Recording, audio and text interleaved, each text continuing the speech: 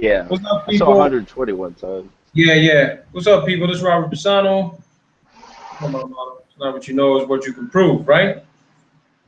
Explanate veritas. I got Cathaxis here. I got Robert Shortman. I got John.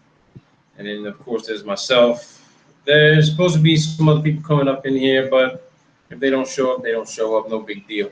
So we're going to be talking about Dr. James Van Allen fraud and the truth about radiation. I don't even know if this is going to be a two-part series, three-part, four-part, whatever it may be. But I'm only going to go about an hour on this bad boy. And then John's going to finish off to answer questions somebody else had for him. He's going to address. So that'll be towards the end. He got about 25 minutes on that bad boy. But some people have been wanting me to talk about the Van Allen radiation belts and Dr. James Van Allen's research for quite some time. I addressed it when I first came on the scene with doing this whole social media thing. And, it didn't take hold back then. But I have yet to see anyone actually dive in and go looking for this guy's documentation and his letters and his notes and the research he's been doing and look into his background to really, kind of close the coffin on this whole Van Allen radiation belt bullshit. And I do mean bullshit.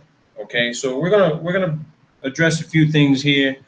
Robert Shortman is going to, kick this off because I got a link here I'm gonna pull up from Miriam Technologies talking about the history of radiation.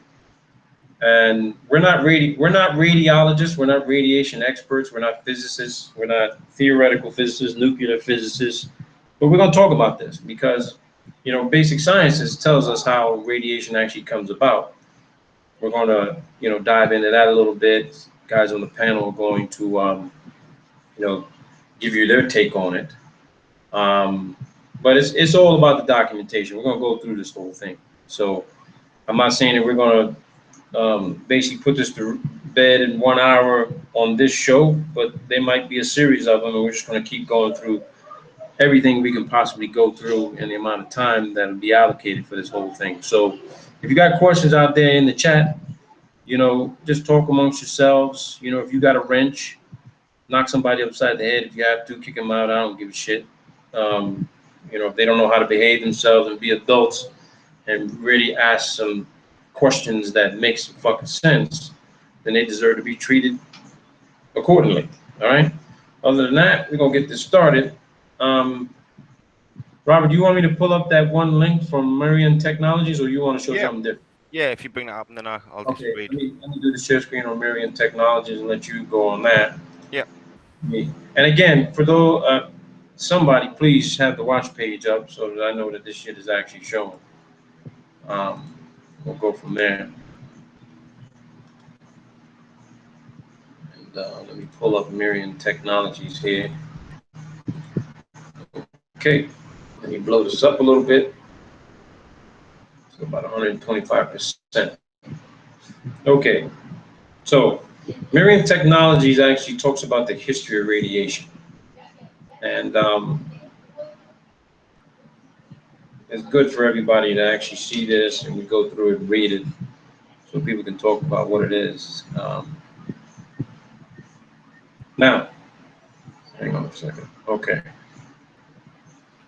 And I'll put this link up for everybody so you can see it. As a matter of fact, let me do that now so everybody can follow along if you can, if you want to. It's up to you. All right, but there are a few things that we're going to be comparing with regard to what they talk about and how they describe radiation, because I went looking for what is radiation. There is no definition of just radiation. It's a term. It's a term used to describe something that is expanding, moving about, whatever it may be. Yeah. So when you try to define radiation, they talk about the types of radiation. And in this particular case, that's what we see here. They say the modern understanding of ionizing radiation got its start in 1895, while with Wilhelm Rontgen, I guess that's what his name is. In the process of conducting various experiments and applying currents to different vacuum tubes, he discovered that despite covering one in a screen to block light, there seems to be rays penetrating through to react with a barium solution on a screen he placed nearby. After several experiments, including taking the first photo of his wife's hand and skeletal structure with the new rays, he named them X-rays, temporarily as a designation of something unknown, and the name stuck. Okay, so watch Dial Painters. This just talks about the history. All right, they talk about the Manhattan Project. Of course, that's dangerous types of radiation, so they claim. And there was one person that I wanted to have in here who's not in here. Maybe she had a hair appointment or something. Let's go to natural occurring forms of radiation. Yeah, there's many types of just ground rocks that natural occurring sources of radiation. Now, if everyone should already know this, your body, your heart actually emits its own specific electromagnetic field, which is a form of radiation. It's biological. Okay, is it harmful to you? No, but I know people that can stand next to each other, and the one person they just get fucking just nauseous and sick just standing next to that person for whatever reason. And Robert and I talked about this the other day. If you've ever been close to a person who had, a chemotherapy session, you could get sick from them. You could get sick from them. Okay. That's why those people got to wear face masks and shit like that, and they got to keep their distance from people who are healthy, because all of that ionizing radiation that's inside of them, they breathe that shit out, man. They can literally make someone else sick or potentially kill them. All right. Radioactive material is fairly common in nature, generally pretty harmless in that state. Okay. So when they're finding plutonium, uranium, whatever other radioactive substance, is harmless in the state that it's in. Understand how much of the radioactive material a person comes across in a given day is from the natural environment around them. Now, I want to give my explanation of what radiation is, all right? Because I've been taking physics courses, and then everyone else on the panel can chime in and either agree or disagree and give your own interpretation. Okay. So let me do it this way. When you look at protons, electrons, and neutrons, right? You're going to get a large group of protons and electrons that are attracted to each other, right? And they clump together because they're all vibrating at the same frequency, right? Or they're different frequencies. And some will begin to vibrate at the same frequencies as the rest of the protons and electrons, and some won't. But as you start to increase this accumulation of protons and electrons, either that particular particle or matter will grow in size, all right, and intensity with regard to the energy that it's emitting based on the vibration, or it will remain the same size, same composition, same structure. And if other protons and electrons start to come into that same realm, you have what's called equilibrium, all right? And what will happen is that particular particle or matter needs to remain stable, because it says, hey, the house is full. We're not taking any more, party crashers. You're going to have to go. So what happens is that excess amount of matter or extra particles starts to disperse. That's radiation. So when you get a specific particle that becomes unstable, or matter that becomes unstable, it's unstable because it's getting rid of its excess energy, because it needs to remain at an equilibrium state. That is radiation. It happens every day, all right? You got an 8-ounce glass, you fill it up with water. If you go beyond the 8 ounces, the water's gonna spill out. That's the same thing that happens with protons and neutrons. You just can't put more than 8 ounces of fucking water in a glass. Everything around us, everything in our environment is constantly undergoing some sort of equilibrium state. So where does that excess go? It's looking for somewhere else to go. It gets either absorbed by another piece of matter or goes into another environment, or it just stays stationary, it stays still. Okay, it doesn't go anywhere. It's just static. All right, and then it gets to a point to where that environment becomes so highly charged with excess particles and matter that it's being termed as what they call being radioactive. Okay, it's a radioactive environment. All right, and unless you are at the same frequency and the same, if you go into the environment absent radioactive particles, then that radioactive and all of that, everything that's in that radioactive environment will be absorbed into your body. Will you die? I don't fucking know. But if you're absent of that, then it's gonna, when you give something away, you gotta get something back, and vice versa. When you get something back, you gotta give something away. That's how this all works. That's how radiation works.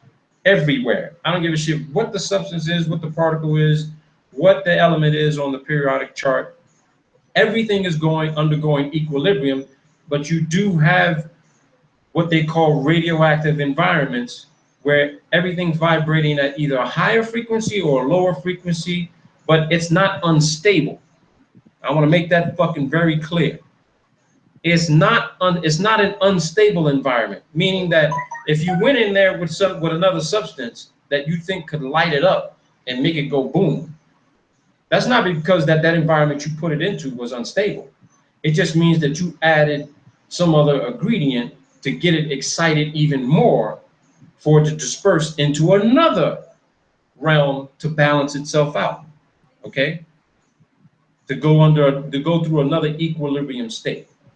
So I wanted to say that if anybody else on the panel wants to give their input on something different, please feel free, go ahead and then chime in.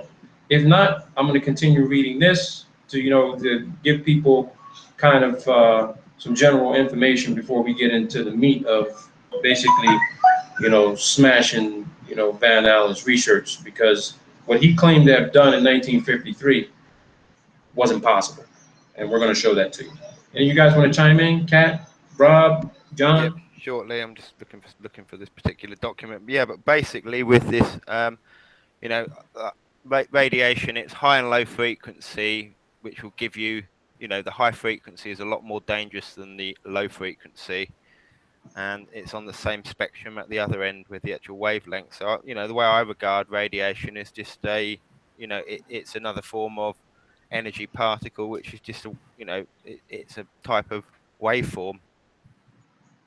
So that's where it does the damage, and it does it from the atoms up. So it'll take out the atoms of your body gradually at certain points. Like your body's under continual radiation damage from natural sources on a daily basis, and it repairs against them on a daily basis as well. It's only when you get compromised immune systems and you not eat the right things, etc., is when you get damage from that. But yeah, radiation is basically just that in itself, from that to the microwave, where you can put your food in and cook it. All that is just, energizing energy waves out to that food and then heating up the particles within that food to heat them up. So, I mean, it's just another form of that. And at the extreme end is nuclear, where they've got the most reaction, and that's why they put them in those facilities where they can generate steam, because they produce such a lot of temperature. They use that steam to turn the turbines on that. So some reactors also use radiation as shielding, so they'll things like the tokamak and CERN certainly use that in their facilities to actually shield it, along with all their magnetic and other shielding facilities when they're smashing these particles. So they use it, and and it's a natural thing, and you can get it from human source, so via actually making it, and then the natural source, and then you can get it naturally emitting from that. But yeah, there's various levels of concealing yourself from it as well, just from paper to glass to concrete and water. That will all block it. So I think they dramatize and do fear up a lot of the actual facts about it, and I think that's where the problem is. You know, yes, it's dangerous, but to what extent?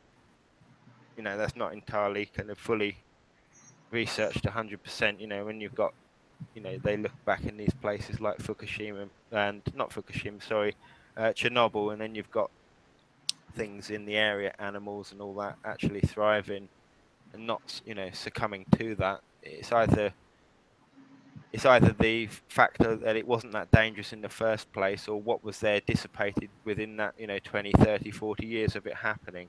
So I just thought that was interesting, but that's pretty much what I wanted to say.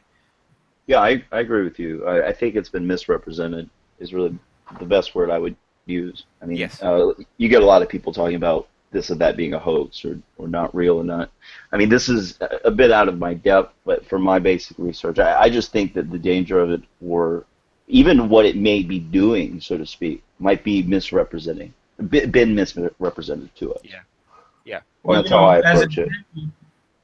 As an example, I'll tell you this here right now, and John and I can tell you about this.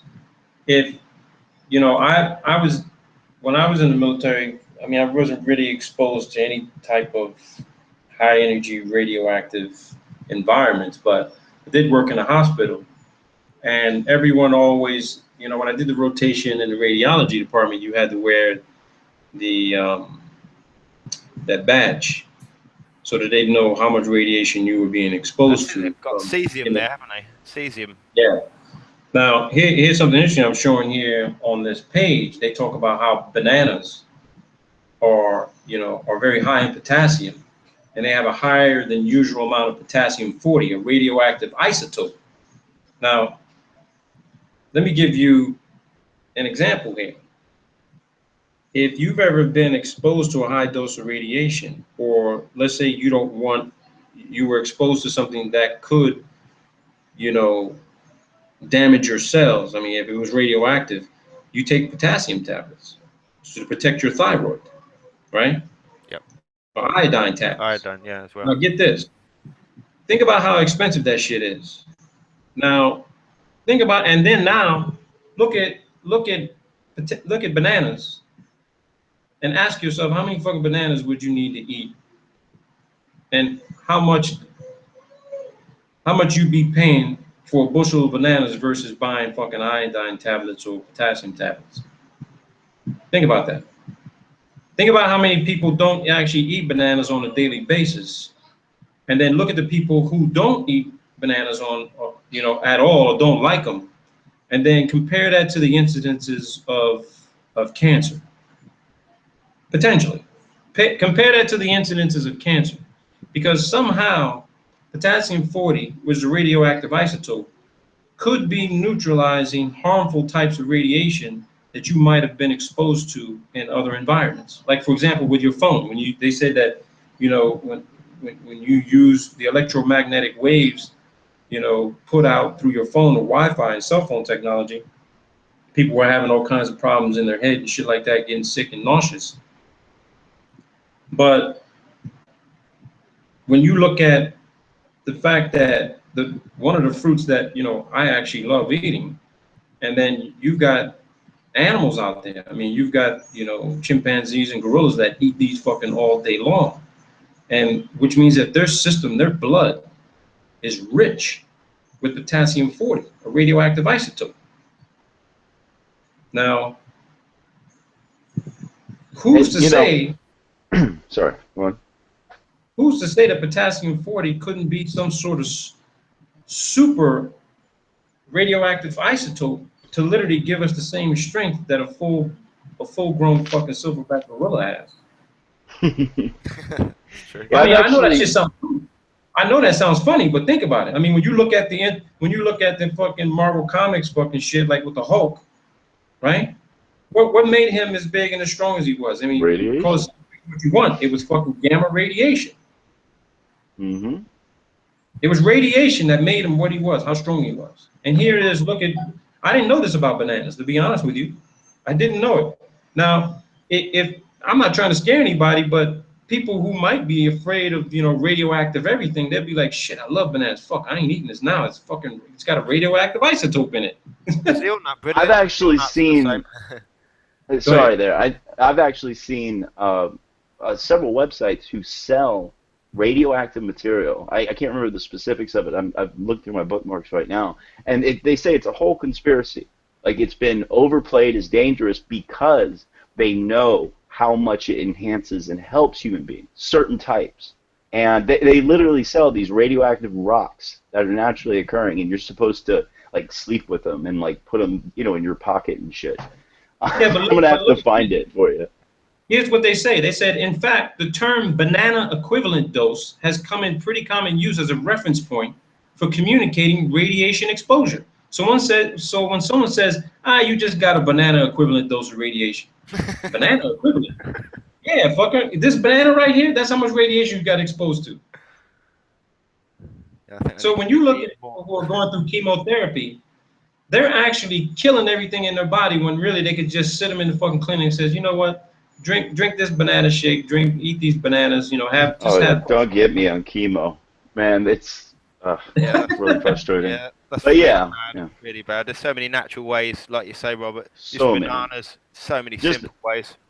Yeah, if you got cancer problems, look into a ketogenic diet with an alkaline water system and give it a month.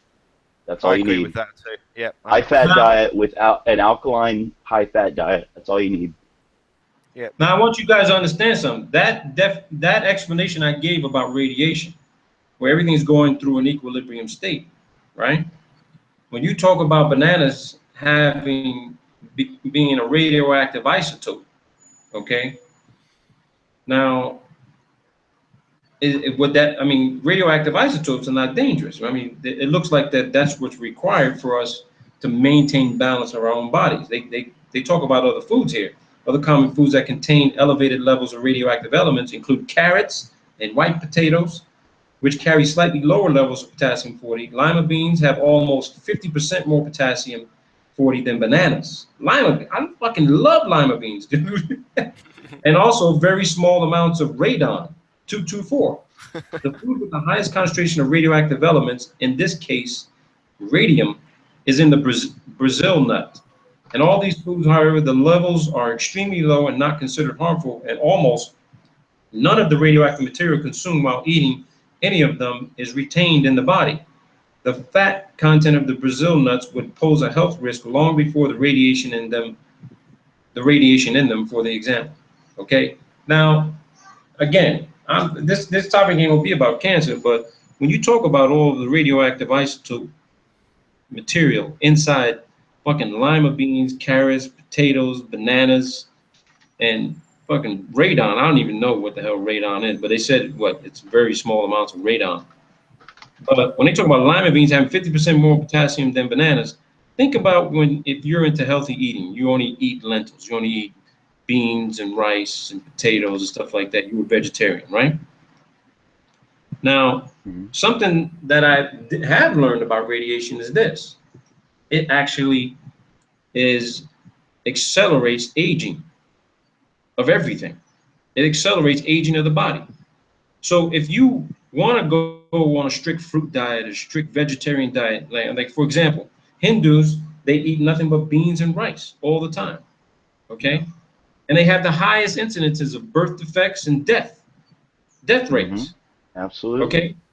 Because people think, and I know John's gonna laugh at this, people think that individuals who are obese or overweight, or say that their thyroids are affected where their metabolism is slow, those people actually they can stay healthy and live longer. See, there's an ideal body weight and size and body mass index that is perfect just for you.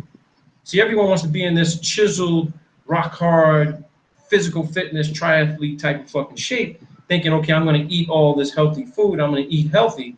No, you're actually accelerating the aging process of every fucking cell in your body. You're destroying healthy. You're depleting it of what your body actually requires. Yeah, you're depleting. When you talk about lima beans, shit, I know somebody who can eat a whole fucking bowl of lima beans. So now, when I see that person, Next month, I'm like, dude, you still eat lima beans? Yeah, dude, I love lima beans, brother.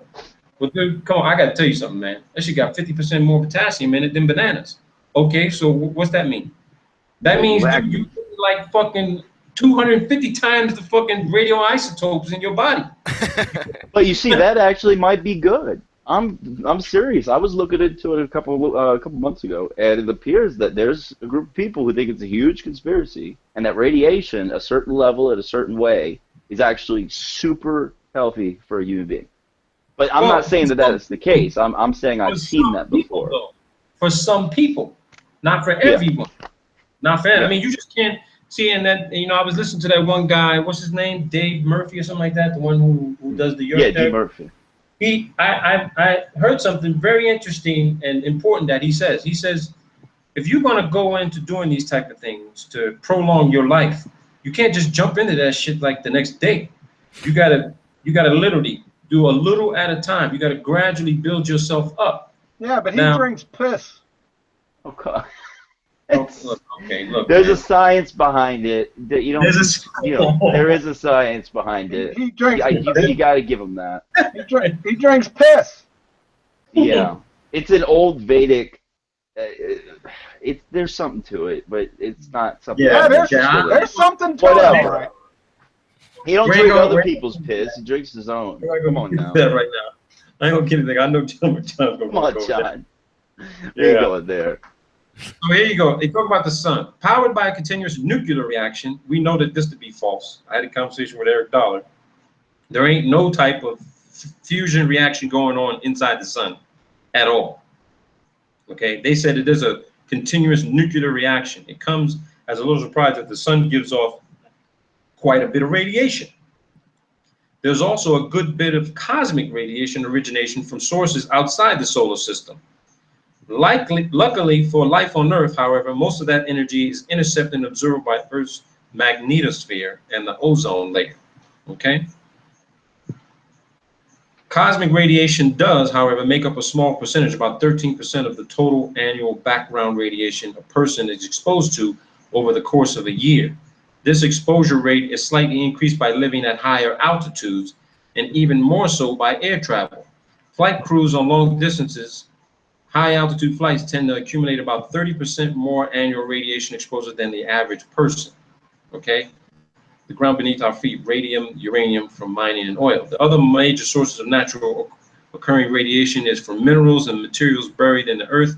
Most common are potassium-40, uranium-238, and thorium-232, which all have fairly long half-lives. Additionally, there are some small quantities of shorter-lived materials such as radium-226, which is a decayed product of U-238.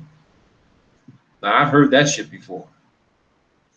Now, there's a shitload of this just in the ground, and it's a decay product of 238, all right? Shit, you can make up your own conclusions there, what you potentially be able to do with that, but, you know, I don't think that anyone would be able to get it to a level where it would be unstable and just dangerous. And radon too. Oh, sorry, Robert, go on. Go ahead. No, go ahead. I was just going to say, I have a quote here from Van Allen himself that says, but through mechanical and electronic equipment can operate within high radiation areas. A living organism cannot survive this level of radiation damage. Hence, all manned space flights attempts must steer clear of the two radiation belts until adequate means of safeguarding the astronauts have been developed. He said, man, why'd you just blow my load like that? You just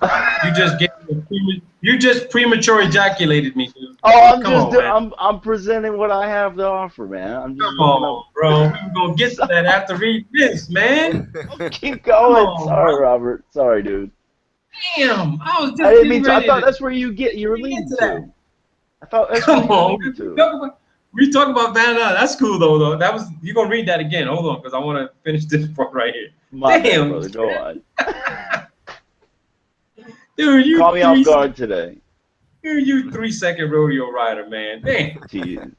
All right, radon. Go with the foreplay. That's what that John would say the same thing. Just get on with it. We know it's all bullshit. These people want some info. Yeah. Document. Radon being a gas can become a problem in some houses and other buildings, seeping in usually through cracks in solid foundations and accumulating rooms with poor ventilation. In the United States, the Appalachian Mountains region of southwest Pennsylvania, along with parts of Iowa, have the most problems with radon concentration due to a large deposit of uranium in the bedrock of those areas. Okay, I'm gonna come back to this, but now I want to go to, and then I'm gonna have you.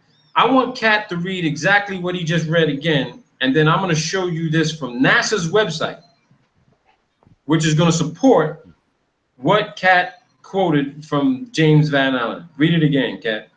All right. So 1961 in Space World, I imagine it was a magazine. But though mechanical and electronic equipment can operate within the high radiation areas, a living organism cannot survive this level of radiation damage. Hence, all manned spaceflight attempts must steer clear of these two belts of radiation until adequate means of safeguarding the astronauts have been developed. Now, when did he say that? 1961 in the magazine Space That's World. 1961. Okay. Mm-hmm. He said this in 1961, and fucking 8 years later. Now, actually, it was maybe 7 years before that, because then they launched didn't they launch something before Apollo? Well, here's something in 59 he said in Scientific American. So far, the most interesting and least expected result of men's exploration of the immediate vicinity of the Earth is the discovery that our planet is ringed by a region, to be exact, 2 regions of high-energy radiation extending many thousands of miles into space. This discovery is, of course, troubling to astronauts. Somehow, the human body will have to be shielded from this radiation, even on a rapid transit through the region. There you go. And that's in 59. He said that in Scientific American. Now, I'm not going to go through the technical specs of the fucking Saturn rocket that supposedly launched the astronauts through the Van Allen belts, and none of them can even remember if they went through the shit. But I'm going to read this to you from NASA. I put this out on a video before. I'm going to do it again. This is the Phantom Torso.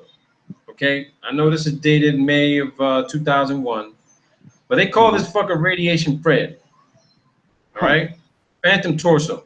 They claim they put this up there on the ISS. Now, here's what they said.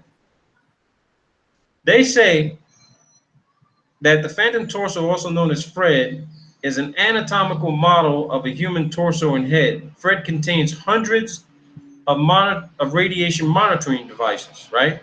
Fred, who's spending the next 4 months on board the International Space Station, will measure the amount of radiation to which astronauts are exposed. Now, they claim this shit is up there like 200 miles, right? 240 miles. High energy particles that pass through the human body can disrupt the way the cells function. Although no astronaut, now here's the key fucking statement right here. No astronaut has ever been diagnosed with space radiation sickness, which is excessive exposure could lead to health problems. Wait a fucking minute. Now, this is Dr. Gautam Badwa. He works for fucking NASA. I don't know if he works for him anymore. But they talk about the types of radiation danger to astronauts in space. The most energetic are galactic cosmic rays, the nuclei of atoms accelerated by supernova explosions outside our solar system. Cosmic ray nuclei can be as light as hydrogen, as heavy as iron, or almost anything in between.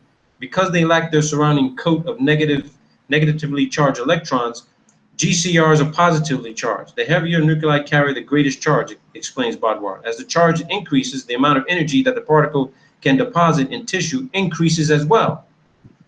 Now, this picture here shows the South Atlantic anomaly. NASA claims, okay, oh shit, go back.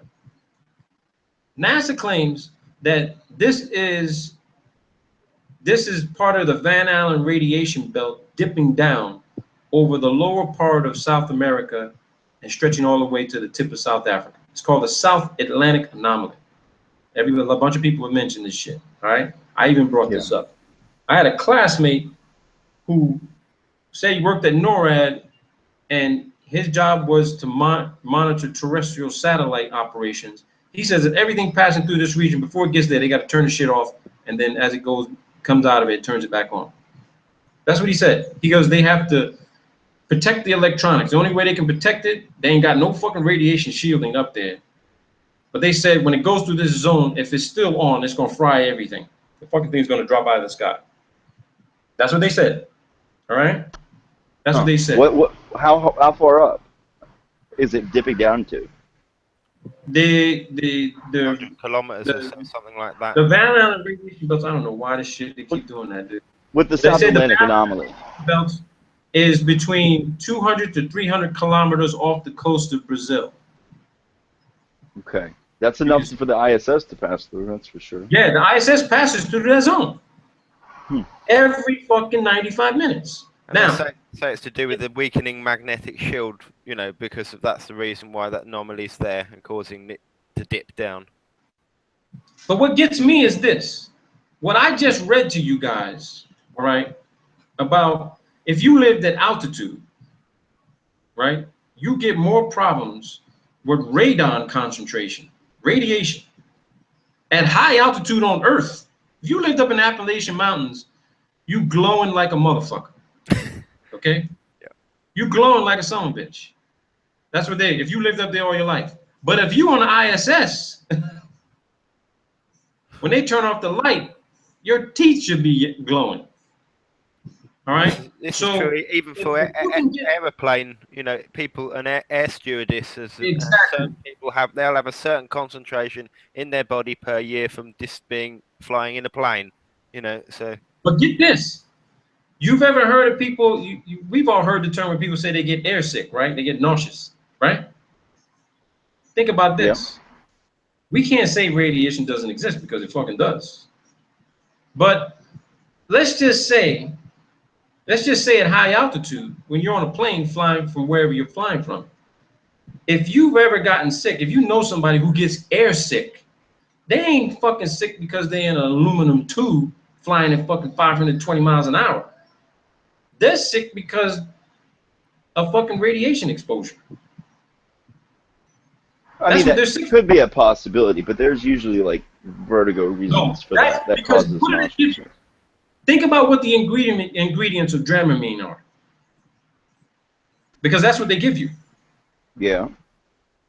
Dramamine, or some other fucking air sickness or nausea medicine. That's what they give you. They give the same shit that they give chemotherapy patients. So here you are up in the plane. You're not feeling too good. You're thinking, oh, I just hate flying because the gravity's just fucking with me and shit. And you know, I don't like doing this. What do you mean you don't like? Oh, you mean you don't like being exposed to fucking 100 X-rays for fucking 4 hours during your flight? That's what you mean. Because yeah, I understand what you mean.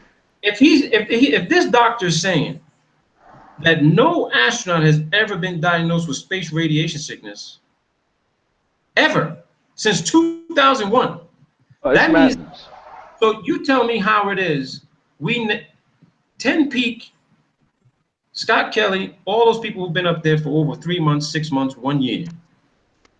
They ain't puking their brains out and shitting their fucking pants after they get off that camera. Are they really crossing their arms and holding their fucking stomach because they got to take a shit? Yeah. I mean, really, how is it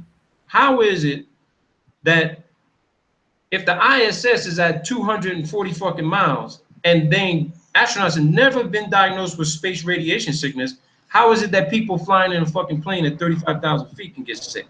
It ain't from air sickness. It ain't from altitude. It ain't from speed. They're confirming this. But the key is that how much of is it? Because if you got a plane of 240 people and maybe 3 people are getting sick, that means that the ionizing radiation that's in the atmosphere, in the stratosphere, where they're flying at 523 miles an hour, is literally at a high energy level than the rest of everybody else on the plane. Well, I would like to just slightly disagree. I think it's a possibility, surely, but motion sickness and what Dramamine does, it is a little different than what you're speaking of. It's very possible, though, that pilots who have been up there for so long, 200 flight hours, they could have, because what radiation seems to do is it's a residual thing. It's not something that gives you a direct sickness unless you're getting such a blast of it. This is what I mean, but if they're getting astronauts should have a very high residual reading in their body and they haven't, and just by that statement, Exactly. Robert read, it negates them being up in space. What it does is it gives it a genuine appeal for those people that are up there flying and working in these aircraft, serving everyone else. They're the ones that are actually getting the higher dose because they're up there in a longer period. And you know, when Tim Peake's doing his little trip in the space, in the parabolic 747, doing his loot, doing that. That's basically all he's getting when he's up there, I'd say. Now, something I want everyone to pay attention to. I clicked on space radiation effects on humans. I clicked on ionizing radiation in space. I clicked on ISS radiation experiments. They all go to this one fucking website. Okay? Now, everyone has to ask themselves, and I don't want to hear no ignorant damn responses. Oh, well, maybe just the web page is down. Bullshit. Because 6 months ago, this same fucking shit was up. And I called them and asked them, where's the information on your website regarding radiation, the effects on humans? This is the National Space Biomedical Research Institute. When I go to their website, they don't even have this document on there. That's interesting. So my final conclusion was this. Okay, wait a minute. If you don't even have this research on your website, then I can only come to one conclusion. Ain't nobody going to fucking space. Because you can't write about space radiation or ISS radiation experiments or ionizing radiation in space. And that's why I started getting focused on Van Allen. Because this guy was the grandfather. I mean, literally, he was the pioneer behind radioactive everything in the fucking atmosphere and in space. And that quote you just read reveals that he falsified his research. Period. This guy, okay, claims, and let me show you this damn document right here. This guy claimed to have launched this rocket, 3 feet. It's a 3-foot rocket. It's not as big as you think it is. Okay. Now, when you look at this, right? Let me see if I can bring this up here. Okay. I'm going to provide everybody with these links as well. When you look at this didn't launch from the ground. He put this shit on a balloon. Nice. All right. He called it a raccoon. When I first found out about it, I thought the dude was just racist as hell because I thought he was just had something against black people. But I realized that the name raccoon. I realized that the name raccoon came from rocket and balloon. I thought just because he was in Iowa, it was 1950s, he was racist as fuck.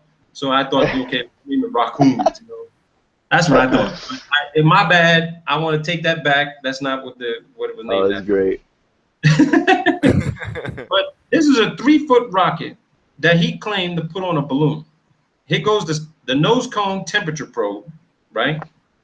You got the subcarrier oscillators, the low power transmitters, the external temperature gauge, right?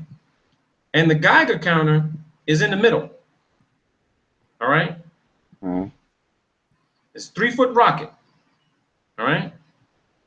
He claimed to get this fucking rocket into space at 20. What altitude? No, I'm gonna tell you. He said launch the balloon, high altitude balloon, attach the rocket to it on a tether. The balloon gets the max altitude, whatever that was. I'm gonna say I'm gonna say back in the 1950s, I think they could get somewhere around maybe 150,000, 200,000 feet, just below the Kármán line, just below the Kármán line. Okay. Now a 3-foot rocket, that's not a big fucking rocket.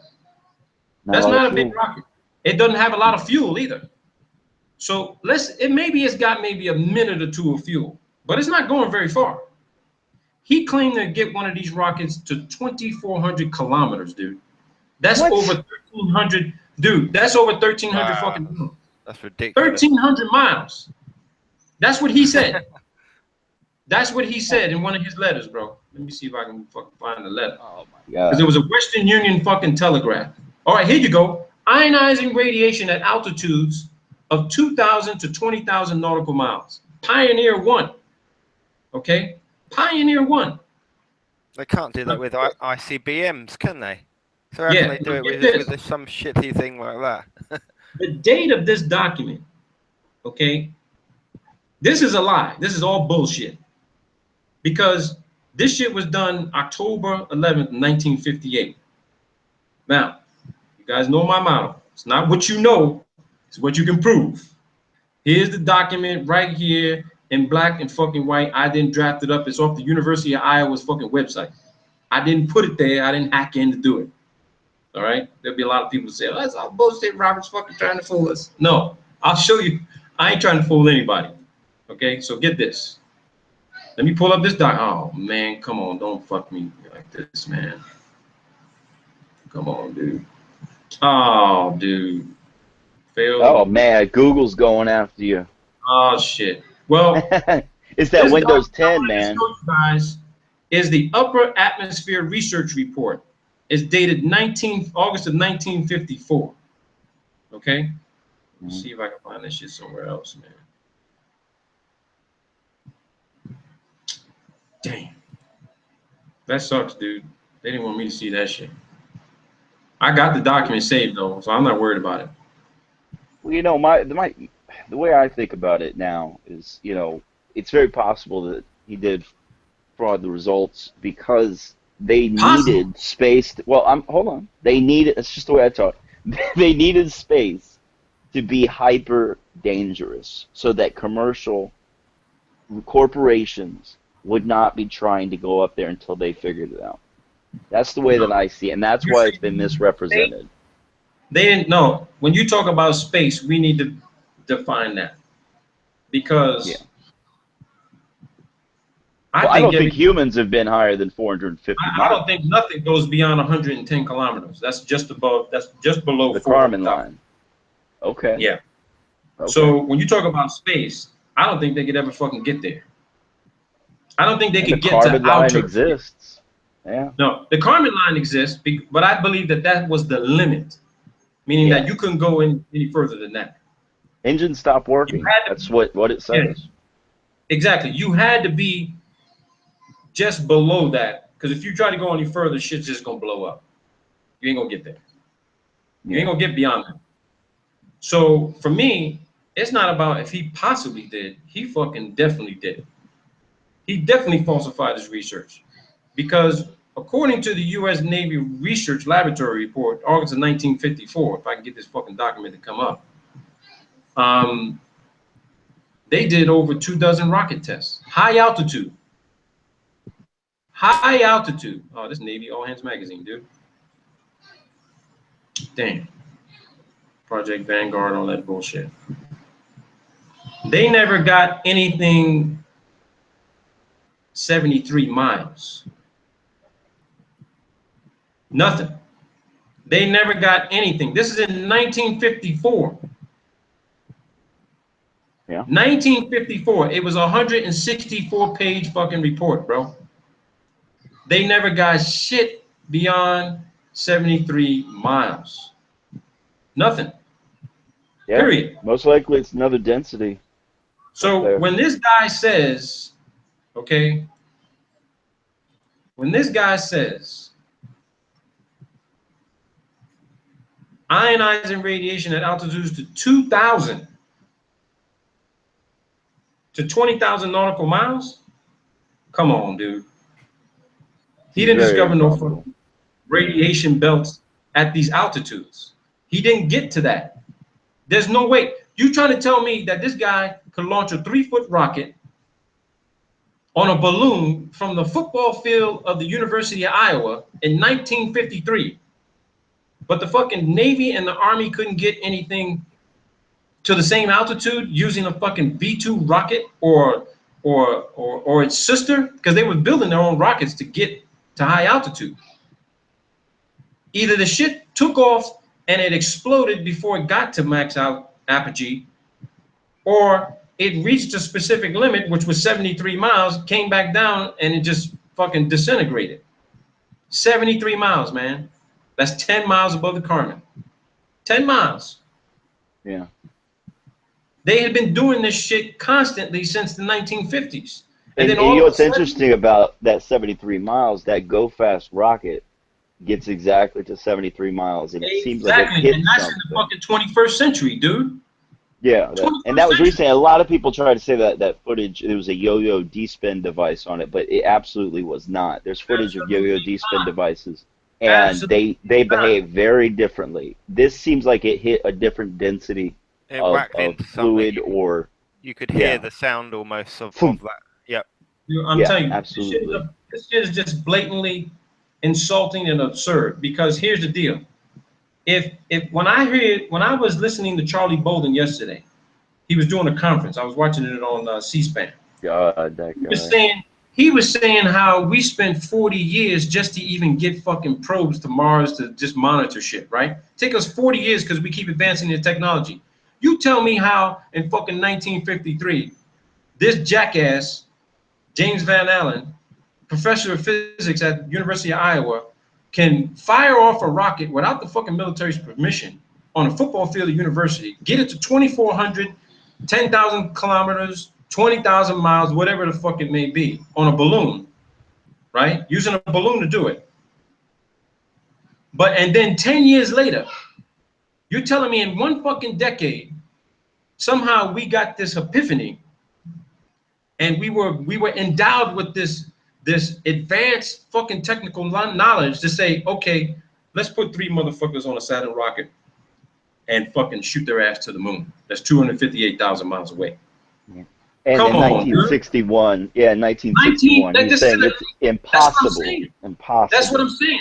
This document is dated 1958. So 10 years later, we sent people to the fucking moon, and one word that they were gonna blow the fuck up after they got off the damn launch pad. Yeah. Come on. I mean, there were Russian tests when they were sending monkeys and dogs up there. They were coming back liquefied. Like, these animals were coming back just as goop because they were putting up as high as they were. This is all bullshit. This is false data. This is all fabricated fucking data. Period.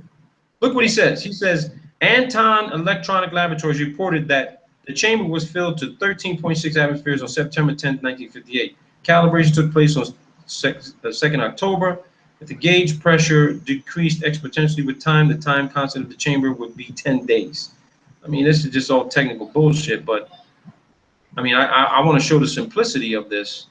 Ain't nothing. Well, you can see how he's contradicting himself through the years, you know, with his different quotes and his different research and such. Absurd. I really do I'm really confident that they just misrepresented it completely so that corporations did not get involved with wanting to get up there. That's why you see SpaceX and Virgin now just hitting something when they get up there, crashing, blowing up. Nobody's getting anywhere, it seems. So, yeah, I tend to agree. Dude, there ain't no radiation. I'm not saying that there's not radiation trapped over the South Atlantic. I'm not saying there is, because get this, what we're going to do on the next show, part 2, what we're going to do a part 2 for Van Allen is I'm going to show you guys this fucker's history. He was a former lieutenant commander. He got promoted to commander in the Navy. During the upper atmospheric nuclear tests they were doing, the detonations, this dude was on 6 different fucking Navy ships in the North Pacific, South Atlantic. And when I'll show you the chart of the dates and timelines where they were setting that shit off up in the atmosphere, he actually developed the firing fuse for those bombs. He was testing a new device. He was building a new firing fuse for the U.S. Army, all right, for the war.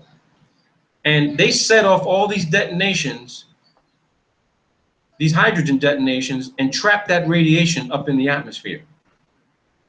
So the South Atlantic anomaly, that the so-called claimed Van Allen radiation belts that are dipping down 200 kilometers off the coast of Brazil, is not 200 kilometers. It's actually lower than that, but it's a result of that fucking, those detonations the Navy was actually recording and observing during that, from the 1940s to the 1960s. And that Van Allen was present for.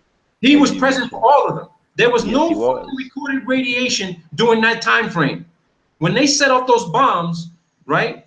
Guess what? After they stopped setting off those bombs, Van Allen goes back, gets out of the Navy, goes back to the University of Iowa, becomes the head of the physics department, and then he starts launching these rockets to test the radiation up in the fucking atmosphere after they had already fucking blew that shit up in the sky.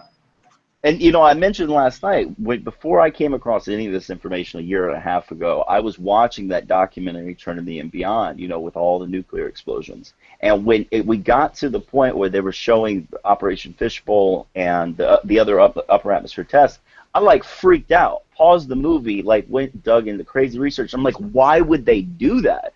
The fallout would just stay within the ionosphere. It would seep down into certain areas. Like, my mind just went crazy on it. Made no sense to me. Made no sense to me.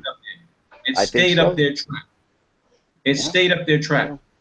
I'm not saying there's no radiation up there, but I'm telling you here right now, there's a reason why they did that.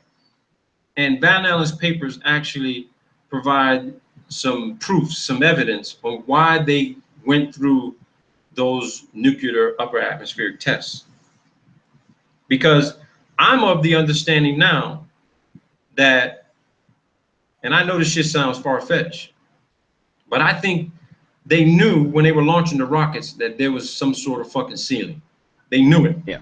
Because Theodore von Karman and Henry Lorentz and Einstein and all those guys, they all got together in Austria. And they were talking about, you know, of course, the space and shit like that. And they wanted to know, hey, we've been launching these rockets. What's going on here? The Germans have been launching these V2s, but they keep hitting something. So all this research was shared. And here's what I think, because the U.S. wasn't the only one to do this upper atmospheric testing.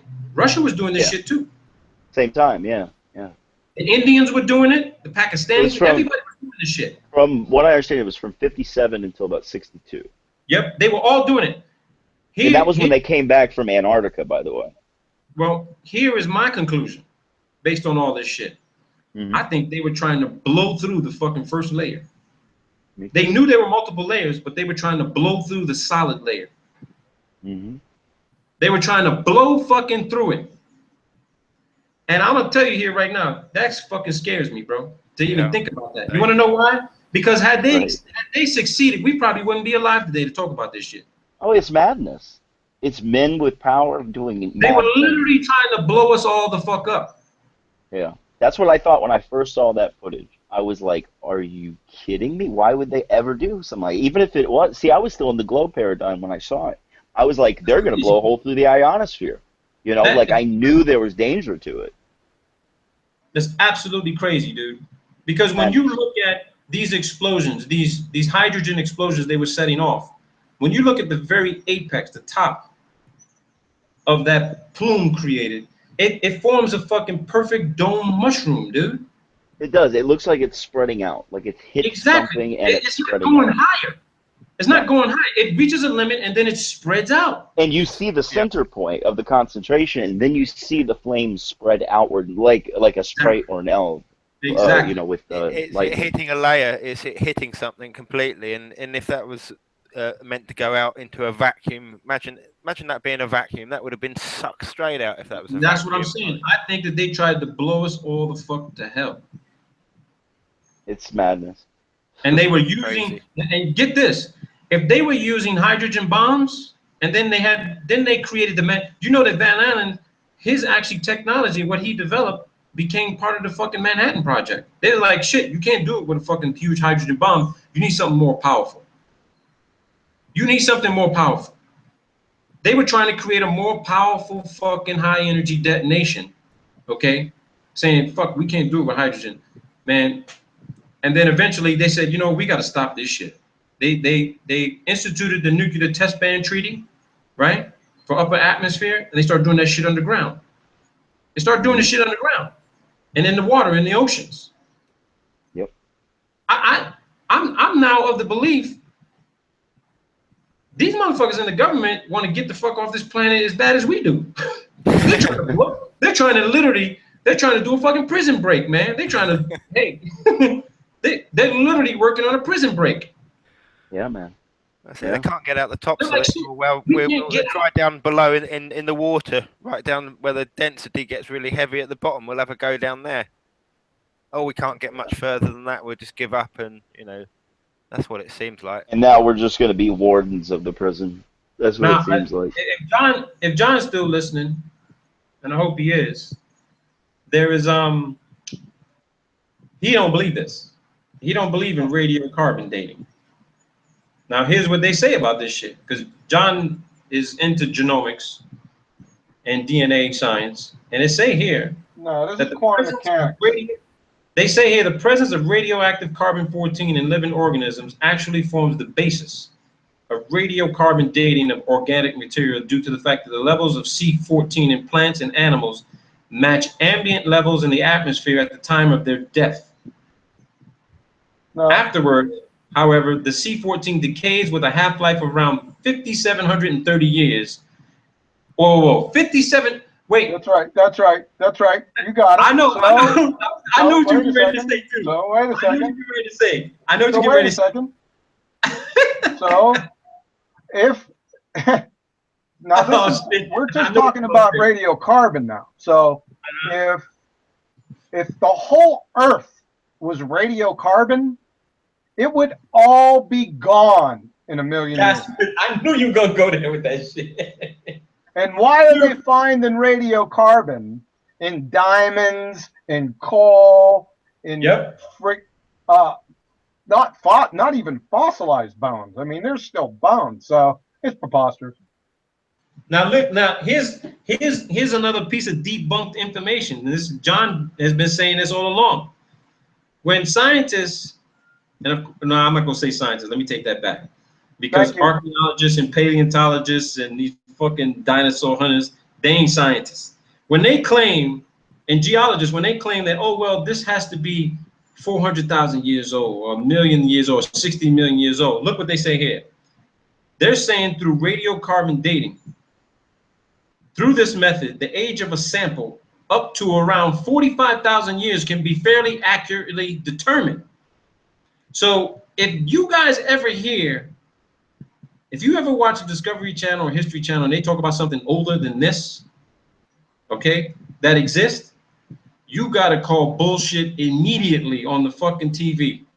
Because according to this, and this comes down to what we've been trying to show everybody with quantum mechanics and quantum sciences, is that you can only see to a particular level.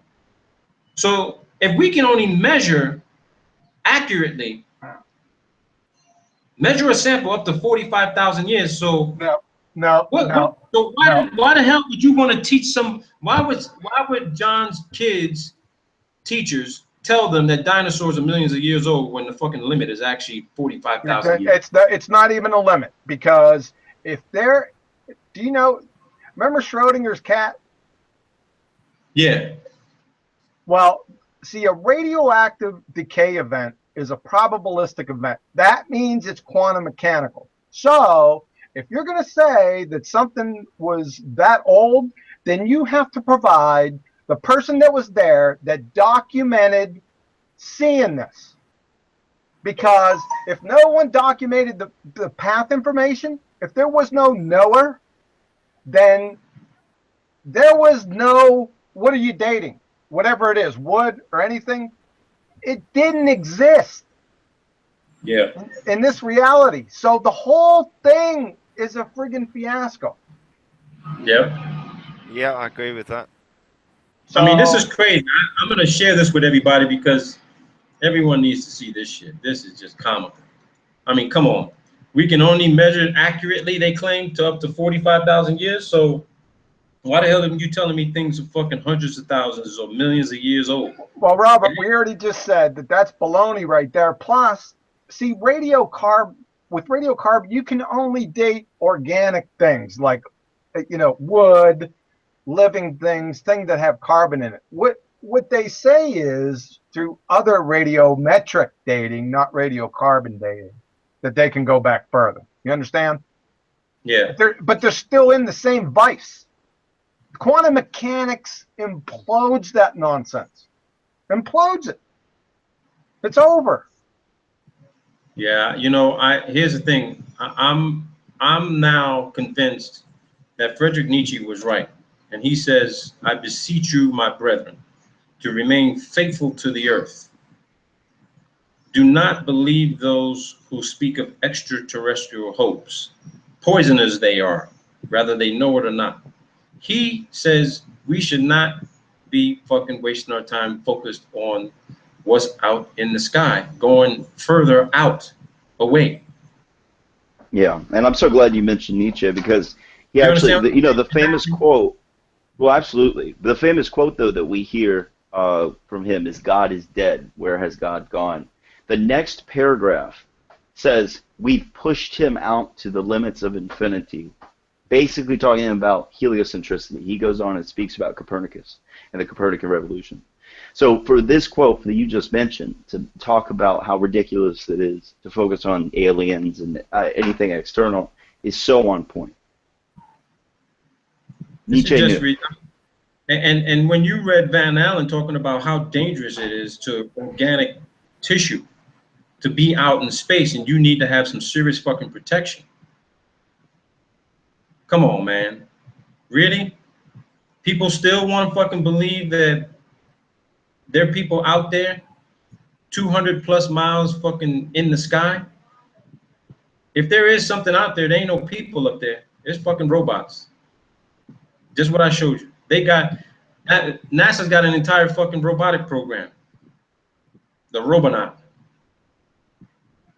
It can do it can do all that maintenance and testing shit on the ISS if it was really up there. But there ain't no people up. There ain't no people up there going through fucking 1,000. Put it this way, in 95 minutes, that's one orbit, right? If the ISS is up there and there's people up there, that means that in 95, let me see, how long does it take to do a fucking full body x-ray? I think it would take about 5-10 minutes to do a full body x-ray, right? Full body. You would be going through 50 fucking x-rays every fucking day for 1 month, 2 months, 3 months. When you get down on the ground, you don't know if you're shitting or pissing because both of them are liquid coming out of your fucking body. You fucked up. I've seen people on chemotherapy. I worked in an oncology department. I seen somebody go through fucking 3 months of chemo, dude, and they just couldn't even hold their fucking bowels, man. Awful, yeah. You understand what I'm saying? Yeah. So you're gonna tell me that the radiation up in space is not as intense, is less intense than somebody going through chemotherapy? Bullshit. Yeah, you're There right. is no Bullshit, space. bro. There is no space. Agree. We already said that. We already said that. I'm not saying radiation doesn't exist. I'm telling you, ain't no way it's fucking up in the sky No, that's at it. the Yeah. intensity that they say it is. Who said radiation doesn't exist? No, there's some people who say There's that. some, yeah. There's some people who have said it. Oh, They've I said can go There's to people say it's a I can hoax go to and my stuff. stove and turn on a burner. That's radiation. Yeah, yeah. Yep. So I provided that link for everybody. John, go for your 25 minutes because I know you got to go pick up the little one. And let me stop sharing right now. Okay. Let me share. And John's got a rebuttal for somebody that asked him a question. He's going to go through that, and then we'll probably take some questions, and then that's it. We're going to call it a day. We might do another hangout maybe tomorrow. It'll probably be like maybe Friday.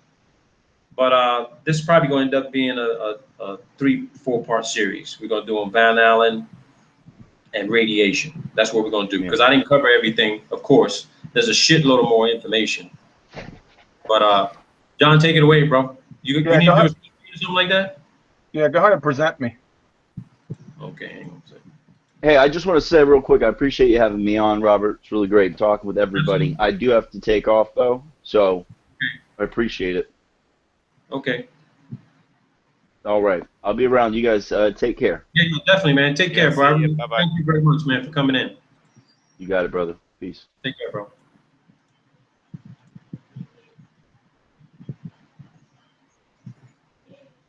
So go ahead, Jay. Yeah. I just want to make sure it's up on the screen up there. All right, that looks good. Yeah. Yeah, it's up. Yeah. Before I left the other day, I was talking about. I was just making note that you know Jesus is the creator. There's only one creator, and that's it. And while I was leaving, somebody was saying, "Well, I believe it, but you have to prove it. You know, prove it. We're in the proof here." And I had already left, and I couldn't say anything. So I'm going to go through this pretty quickly. I think we touched on some of these, you know, through the past, you know, 8 or 10 videos. So I'm going to touch on these briefly, and then end up with something that might interest a lot of people out there.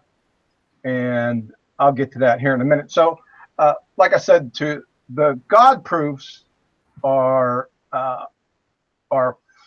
I have 4 of them here, and we'll go through each one real quick. So you guys know the first one. We got into an argument about this information thing before, but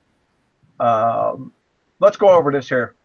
So this is a scientific law. This is my scientific law. Information code or software is only ever sourced by intelligent agency without exception. So, and here's the null hypothesis in support of that.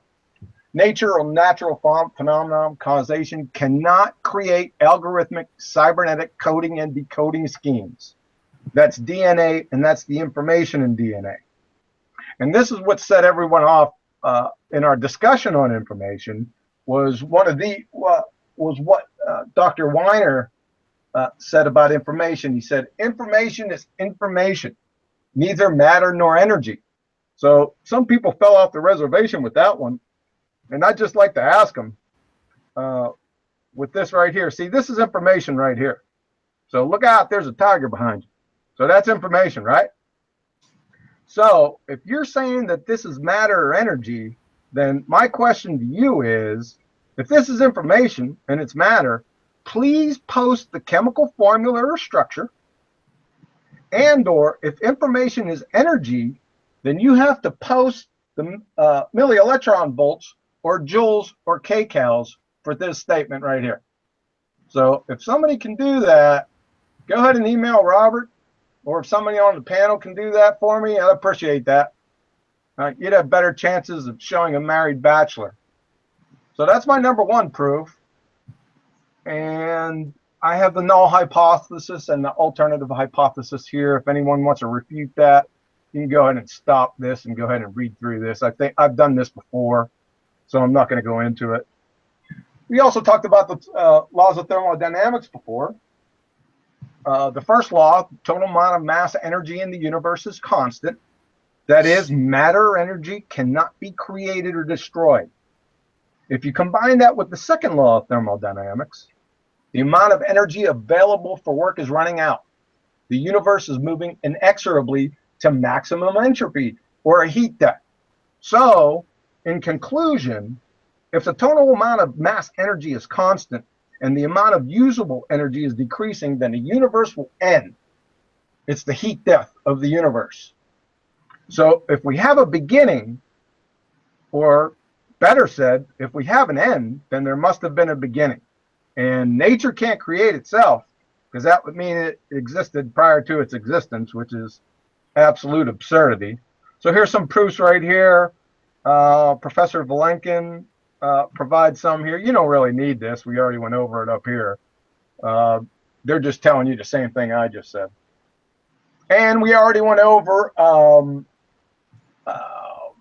Professor Roger Penrose's the creator and the creator's aim must have been so precise as to make it from a natural occurrence absolute preposterous ludicrousness.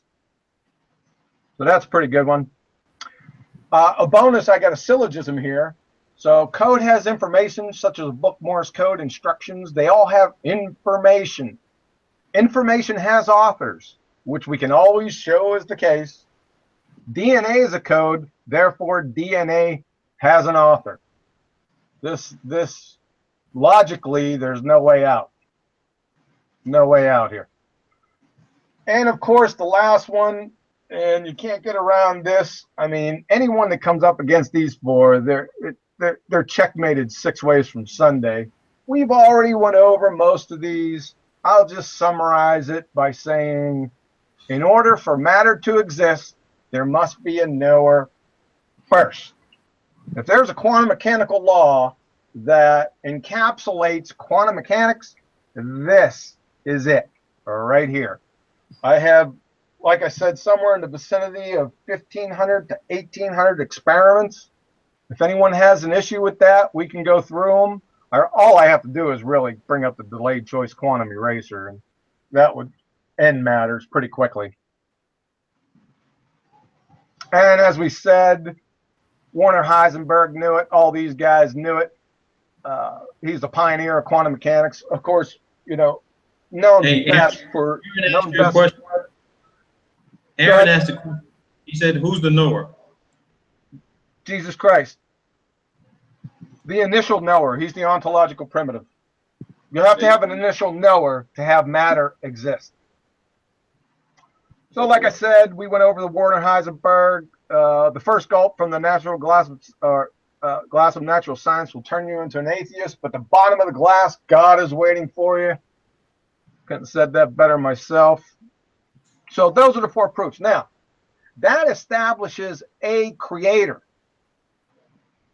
Your next question, the logical follow-on question to that is, well, who is it? And number one, there is only one who ever claimed that I've run across that said that they were the creator of the universe, not the product of it. That's number one. Number two, see, Scripture is unique as a historical documentation goes. And the reason why is, and it's a biggie, there's something that you can test. Excuse me. There's something that you can test in this historical documentation, and it's prophecy. That's what makes it stand out. That is to say that if our presupposition is that God created the universe and us, he must be outside his creation. Does it make sense? It's like a programmer creating a game. You know, the game programmer is not a part of the game. He's outside the game. It's the same sort of analogy. So with that presupposition, then he should know the end from the beginning. And he even says it in Scripture, that he knows the end from the beginning, right? So we go to prophecy. Now, I could put there's about 1,800 that I've come up with, somewhere in that vicinity of prophecies in Scripture. Now, I pulled one out, and we can go over many of them, but it's really over with this one. So if anyone's unfamiliar, the book of Daniel is filled to the brim with prophecies. Current ones for that time frame, that was around 600 to 500 BC. And future prophecies, the book of Daniel and the book of Revelation dovetail with each other because Daniel was so beloved, and Daniel's just an outstanding book in general, and an unbelievable individual. But the book of Daniel settles matters, really, for me. When I first come across this, I was just gobsmacked by this. So let's go over this real quick. So like I said, Isaiah declaring the end from the beginning, and it even says it right here, Isaiah 46:10. And from ancient times the things that are not yet done, saying, my counsel shall stand, and I will do all my pleasure. So he knows the end from the beginning. So Daniel chapter 9. You guys get a chance, go through this. These are the most important eschatology prophecies or eschatology domains in the entire Bible. Even Jesus Christ in the New Testament points you to these, Daniel 9, 25, 26, and 27. These scriptures, these passages in scriptures as the end-all be-all to understand end-time prophecy. However, 9:25 stands out for another reason. So let's go through it. Daniel Hey, 9:20.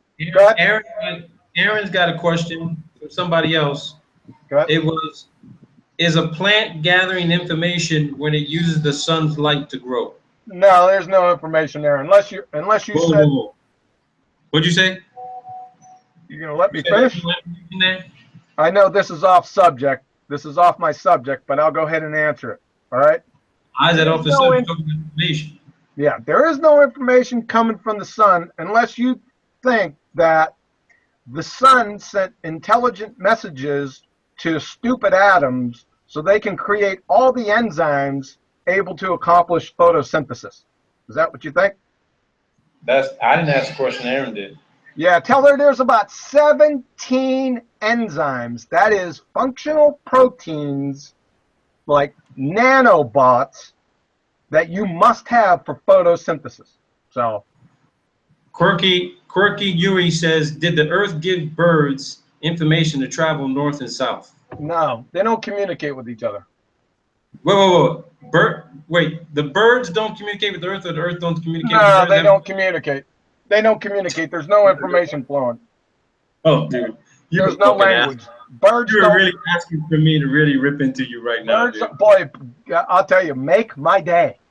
You really, come on, man. I mean, dude, please don't tell me, don't be like Lord Stephen Christ and say that you God, bro. I didn't say that I was God. I don't want you to go Where did that sideways. come from? I don't want you to go side. But, bro, Where did come that on. come from? Now listen, we're going No, on the subject Because here. here's the thing. You're saying that birds are receiving no information from anything else. No, to I'm know not. when to travel north. Listen, we're going off a subject here. Okay, go ahead. Let's do this and then come back to that. Talk about your Jesus Bible. Okay. We'll come back to that. That's no problem. I have no issue with that. But that's off topic for right now. So Daniel 9:25. Know therefore, now remember, the book of Daniel is written about 600 to 500 BC. The angel Gabriel has just come to Daniel and has given him this because Daniel has just prayed for to help his people to release them back into Jerusalem after 70 years. So this is what Gabriel gives to Daniel. Know therefore and understand that from the going forth of the commandment to restore and to rebuild Jerusalem, because Jerusalem's in ruins about 200 miles to the east, 70 years ago, that from going forth from the commandment to restore and build Jerusalem unto the Messiah the Prince shall be 7 weeks and 62 weeks. The street shall be built again, and the wall, even in troublous times. Okay, if you understand this, that from and unto, this scripture just gave us an equation, right? From and unto. So we got to mark the from and unto. So, and remember, it says to rebuild the city and to the king, right? So these are 70 weeks of years. We in our current time are in the interval. I don't want to get into that. We can talk about that at some other point. Verse 25 is astounding because the angel Gabriel is predicting when Jesus will ride into Jerusalem and pronounce his kingship for the first time, or the triumphal entry. This just happened to be April 6, 32 AD. In Zechariah in the Old Testament also it says, rejoice greatly, O daughter of Zion, shout, O daughter of Jerusalem, behold, thy king cometh unto thee. He is just and having salvation, lowly, and riding upon an ass, and upon a colt, the foal of an ass. So when Jesus is pronounced king, he does it himself. That is the day. So thy king cometh. So let's see how accurate Gabriel was with this message. 500 years before it happened. So we'll continue. 7 weeks and 62 weeks is 69 weeks. 69 weeks times 7 days in a week times 360 days in a year. See, the Bible from Genesis to Revelation uses 360-day years. So that's our standard. So that equals 173,880 days from the decree to rebuild Jerusalem to the Jesus triumphal entry. So The decree to rebuild Jerusalem was ordered by Artaxerxes Longimanus, 14 March 445 BC. You can resource this from Sir Robert Anderson, and the book is called The Coming Prince. This guy was the head of Scotland Yard, and he was knighted, so this guy is certifiable. That book is an outstanding book, by the way, The Coming Prince. So, moving on. From 445 BC to 32 AD is 173,740 days. From March 14th to April 6th is 24 days. So that gives us 173,764 days. That's pretty close, but no an enchilada, right? So, but what, we forgot something. We forgot the leap year days. How many? Well, that would be exactly 116 days. So 173,764 days plus 160 days is booyah, right on the mark. So wait, here's where I have a problem. Do you feel the gravity of this prophecy? No, I don't. You don't feel it. He told you 500 years before to the exact day. See, John, what people may be missing here right now is that they didn't hear the conversation before we went live and what you said about mathematics. Yep. They didn't hear that. Well, this is just simple math. There are a few Muslim guys who might be listening, and guys who know me, where they'll use the Islamic calendar and show you nearly the same thing, and instead of your 365 days, they're going off of 9 months. No. Well, it really doesn't matter because I broke it down to days. What was that? I broke it down to days, and it doesn't matter. We're going from God's word, from Genesis to Revelation. It's all 360 days. 360-day years. Yeah, it doesn't matter anyway. So let me ask this, because I know you got to get going. No, I'm still good for right now. You're reading from the Bible. Yep. Reading Daniel, but you don't believe in religion. It's not religion. I already told you that about 50 times. All right. So I got Victoria out here in chat. She's saying the Bible is God's word. That's right. Really? Yep. And if I want to speak my own truth, I don't need nobody to deliver my message for me. 500 years before it happened, to the day. No way out. You're talking to people who were literally functionally and just illiterate, and you're telling me no way out. They're going to be able to interpret. They're going to be able to interpret. And and listen to this one. Here's another prophecy. Listen to this one. Information given to them. Listen to this one though. Why was Jerusalem destroyed in 70 AD? Listen to this. And when he has come near, he beheld the city and wept over it, saying, if thou hadst known, even thou, at least in this thy day, the things which belong unto thy peace, but now they are hid from thine eyes. For the day shall come upon thee, that thine enemies shall cast a trench about thee, and compass thee around, and keep thee in on every side. And they shall lay even with the ground, and thy children with thee, and they shall not leave in thee one stone upon another. Why? This is why. Because thou knewest not the time of thy visitation. He held them accountable to know this. And they didn't. You know what? Those are great words also spoken by William fucking Shakespeare. Did you see that? Let me tell you something, man. Did you see that? Whoa, he held them accountable to know this from the book of Daniel. 500, listen, this is just one of about 1,800 prophecies that are so detailed. This one just blows me away. How can you reconcile this? What's your Hey, response to Super, this? oh, okay, let me repeat what Super Tampo says. He says it's futile to base all truth on one source. It's not just one source. It's $66. It's 66 what? $66. 66 bucks. Yeah, 66 books. No, what he's saying is it's futile to base all truth, meaning the Bible. All the No, books. it's not. That's For not one one source. I just told you that's 66 books. Yeah, but who communicated the information for those 66 books to be created? God. Well, that's what Super Tampo is saying. Well, he's the creator. We already established that. How can he support his claim? Are you saying the creator doesn't know and he's not a good source? That's preposterous. Yeah, So man. his is just a philosophical claim. How does he support that? I agree with Super Tampo. Well, of course you can agree based on what? It's no. Oh, you just say no based on what?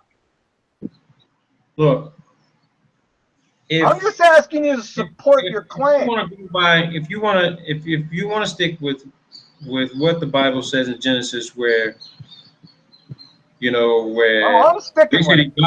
Basically, it was supposed to be God saying, "Behold, man has become like us," right? To have what passage is that? Knowledge and the gift of knowledge and the ability to know good and evil.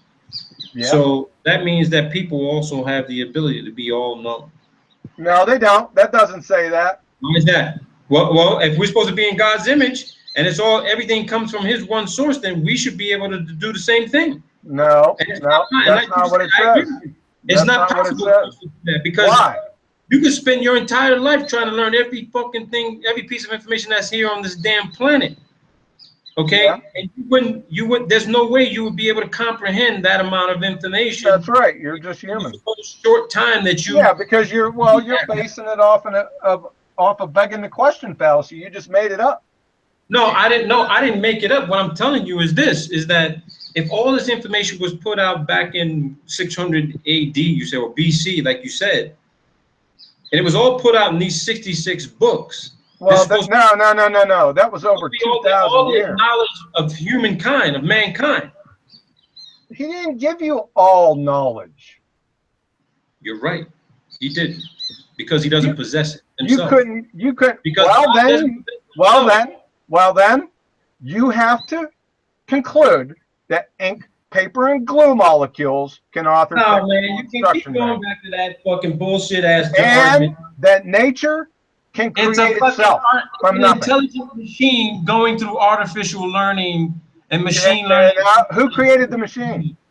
No, I'm telling you, the way you build an artificial intelligence application. Yeah, but you're an intelligent agent. You build it. That's right. My argument is intelligent agency. I'm the intelligent. That machine will learn what I want it to learn. Yeah, because you built it that way. Yeah, but I could also build it to learn from every other person who will possibly come in contact. Yeah, and you're an intelligent agent. So what's your point? But that doesn't mean I'll have all the knowledge. The process could be reciprocal, meaning that I've got Martin, Victoria, Jerry, Robert, Mark, Aaron, everybody in there in chat, and I have a specific amount of knowledge and intelligence, and they have their own levels of knowledge and intelligence. I could design a machine to where we all exchange information and data, where what happens is that in the background, I end up developing and literally acquiring all of their intelligence at the same time as they're learning from all. What is your argument? What's your claim? The argument is this: is that there is no one single source of all knowledge and intelligence. There wouldn't have been an artificial intelligence, and if you weren't here. It's not God. Yeah, it is God, and I just showed you. It's not God. I think that this. Well, you could say it's not, but you have nothing to support it. Where we're at right now, I can tell you right now, God's learning a shitload from my fucking videos we're putting out. Well, you can claim there's no God, but you don't have any support for it. Well, and that's right. I can claim there's no God, and I don't have no support. I That's can't right. prove that one. I'll admit that one, but you can't prove there is a I God. just did. That's not proof. No, I just that's did. not. That's not proof. I just did. That's not proof. Yeah. Well, No, it's how not. is it not proof? It's not proof. Yeah, that's all you could. You could just say not. So your defense is nah. No, it's not a defense. I'm not on the defensive. God is dead. Well, your claim is nah. Well, No. that's not a I'm legitimate not claim. claim. You can't prove something that I just did. No, you didn't. Yeah, I did. Here they are. 1, You didn't. 2, Proof. Reading from the Bible ain't proof. 3. Reading from the Bible ain't proof. Show me some Yeah, other it proof. is. Yeah, it is. Show me another proof. Another one. So Yeah. you want another angle on it. I don't want it from the Bible. That's the I don't only want way it could. You're gonna have to take. Show me another source of proof that's not from a book that's been changed 490 plus times over its life. Okay. Get tell her 5 minutes. I'll be in there 5 minutes. Go ahead. What did you say? I want to see proof from another source that hasn't been changed What do you 490 mean? plus times. No, it hasn't been changed, and the Bible is the most historical, reliable historical documentation on the planet. You're telling me the Bible's never been changed. I'm saying the Bible is the most reliable historical document on the planet by friggin' exponential magnitudes. Okay, then I guess So why do I need another source? then there must be a problem with that book because according Why? to what happened at the Council of Nicaea, they burned probably 3,000. The Council of Nicaea has nothing to do with Has nothing to scriptures. do The with it. Roman Catholic The Church. Bible speaking about, John. You think that the Bible that you're reading from right now wasn't actually agreed upon and generated What do you mean agreed upon by who? and put it into the mainstream based on what happened at the Council of Nicaea? No. Saying? The Bible existed well before the Council of Nicaea. I know that, but you don't have that version. Yeah, we do. We have the books. No, you don't have that version. Yeah, we do. In fact, No, the you Old don't. Testament. You don't. The You don't. Yes, I do. No Yeah, one I has do. that. No, you don't. Yes, I do. You have the version that was agreed upon. I after- have the Septuagint and the New Testament books. Yes, I do. Bro. And You let me don't just have state this that. before I go. If The Jesus, Bible you're reading from is not the Bible pre-Council of Nicaea. what? Yes, it is. No, it's not. Yeah, it is. Bro, I tell you what, when you have time for a vacation, I'm going to pay for your trip and we're going to go to the fucking Vatican together and you're going to see. Vatican, the Roman Catholic Church Oh, here is we go. not Christian. Here we go. Here we go, dude. Here we go. You won't believe how many more books that book The should- Roman Catholic Church is in Revelation 17. She's Okay. Babylon. She's a whore. Okay. So stop equivocating. Okay, so between what do they talk about? Christians. So what do they talk about? So what? What are they referencing when they talk about the mother of all books? I don't. Who are they and who's the mother of all I'll books? tell you who they are. In the Quran, they talk about the mother of all books. You know All what right, they're listen, talking about? listen. Do listen, you know my what God, book they're talking hey, we'll pick this discussion up next time because Okay, we I will. gotta We go will. pick up my 'Cause daughter. I know what book they're talking about. I gotta go pick up my daughter. Okay. We gotta go. We'll deal with this next time. Yeah, we will. We'll probably do something So tomorrow. get Right. your questions, get all your points No, I together. have no questions. We're gonna debate this one. Okay. I gotta go. I gotta bolt, man. All right, brother. All See right. you, John. See All ya. right. Later. So, and there were the two Roberts who were left. No, I mean, that's good. I mean, I kind of take it from your point of view and John's point Yeah, of I view. mean, I'm just saying, I'm not. See, my argument is not I about. heard a really interesting thing the other day, and it was coming from a different perspective, and it was nothing to do with the Bible, and it was to do with this chap talking to these Native American Indians, and what they were doing. They were saying about their grandfathers, and you know how close all those people are. And the story that they were going on about was kind of like a Genesis pre-flood story. So, and it was not. Yeah. They weren't relating it to the Bible, at all. So I mean, I think there is a bit of weight with some of it, and some of it has been changed, and the words have been changed. But it is a hard one. It is a hard one. Well, the thing for me is this: is that I've been to Rome, I've been to the Vatican's library, and I've read several of these doctrinal treatises, the Bible, the Quran, the Bhagavad Gita, the I Ching, other pieces of literature. Yep. There's a master collection of material.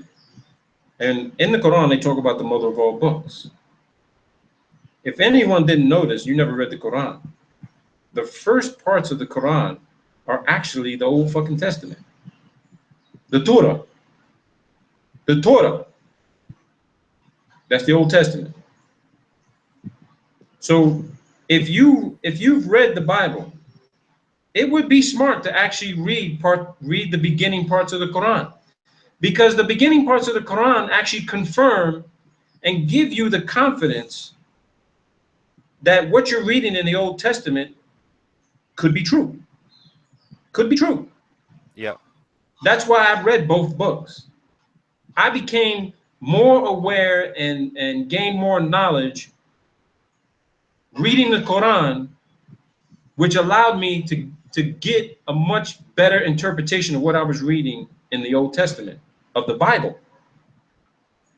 But John's saying that what he's reading in the Bible is pre-Council of Nicaea. It's not. It's not. I don't know anybody who's got pre-Council of Nicaea Bible. I don't know anyone. The only entity I know has one is it's in Rome at the Vatican.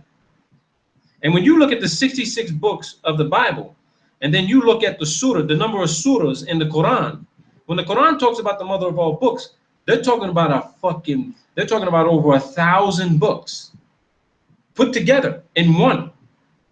Put together in one. That's a lifetime of reading, Robert. That's just not fucking one calendar year, bro. I mean, come on.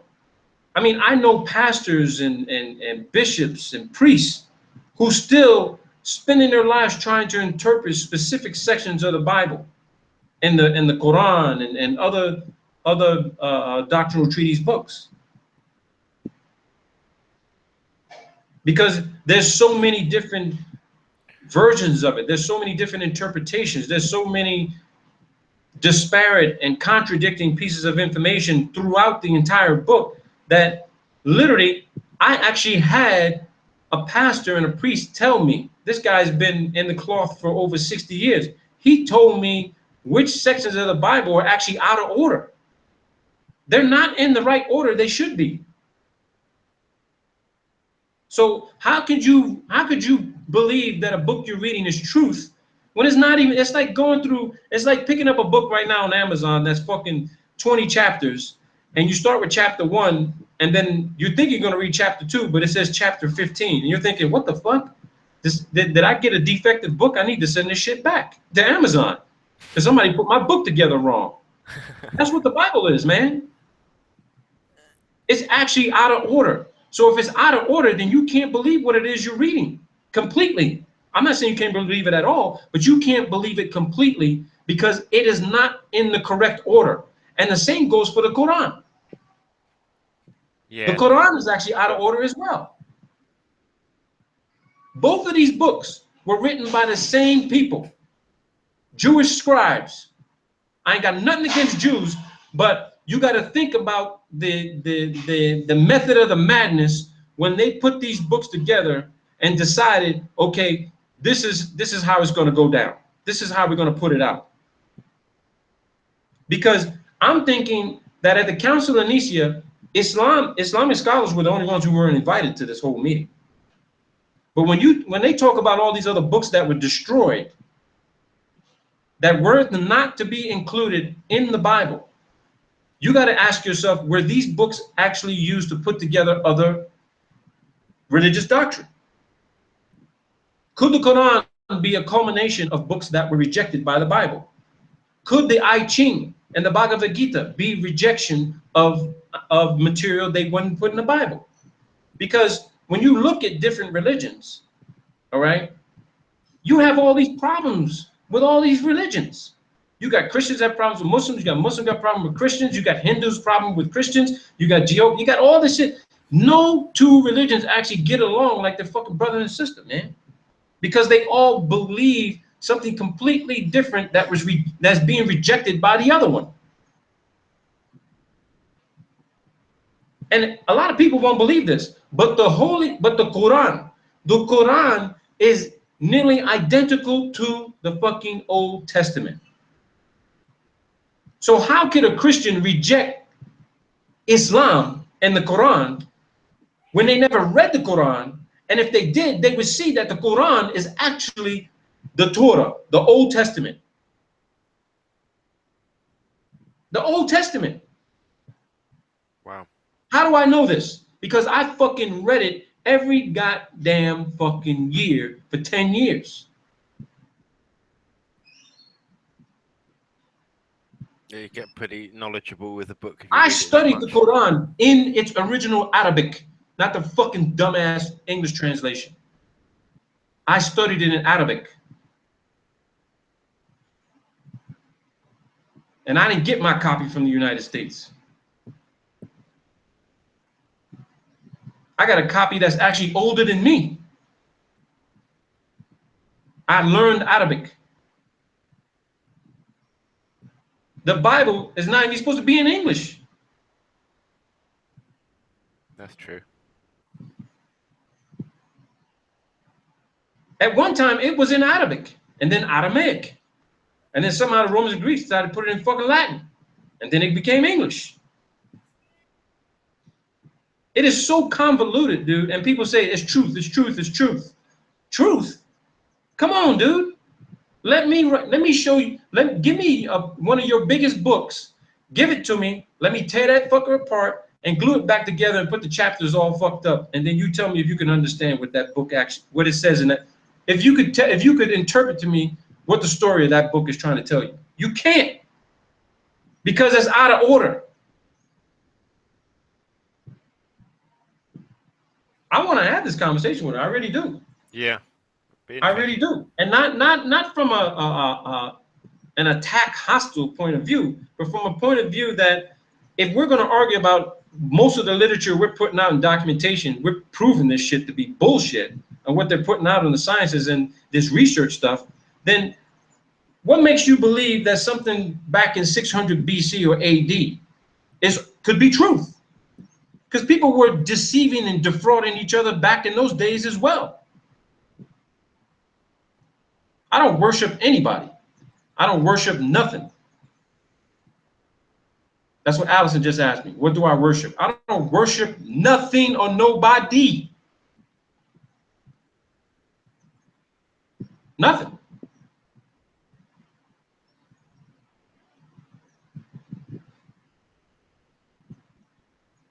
I had a vision one day. You can say it was a dream or whatever. And before I heard someone call out, not even call my name out, and says, hey, it's your turn to go down there. And before I knew it, I was here. And it was the most profound experience I ever had, because I didn't have a choice to say yes or no. Someone it just calls. I don't know if they spoke to me. It just says, it's your turn to go. And I went, and I was gone.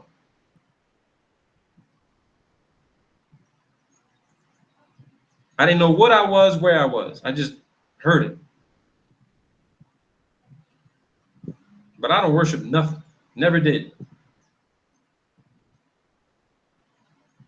At one time, you know, I believed I was worshiping something, but then I woke the fuck up and thought, what the hell am I doing? I can do this. I've been given the ability.